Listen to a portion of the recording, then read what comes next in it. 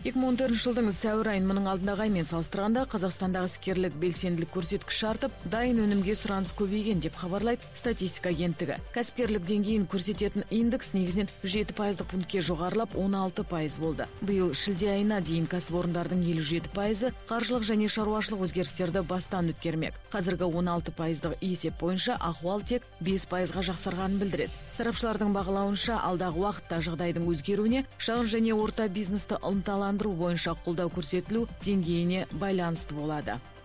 Открыть бизнес сегодня не сложно. Бүгінгі күні жеке бизнес ашу қиындық туғызбайды, бірақ сол бизнесті дамыту екінің бірінің қолынан келе бермейді. Іскерлікті бастағысы келгендер мұны біле бермейді. Біздің мақсат шағын бизнеске арнайы бағдарламаларға қатысуға мүмкіндік беру, яғни қаржы ресурстарына қолжетімді ету қажет. Мұны біз шағын несие беру ұйымдары арқылы жүзеге асыруға алар едік. Өйткені бұл бүкіл әлем бойынша жақсы дамыған. Сондай-ақ франчайзинг нарығы да жақсы қарқынмен дамып келеді. Бұл шағын бизнеске өте тиімді, яғни аз шығын жасай отырып істі бастап кетуге мол мүмкіндік береді.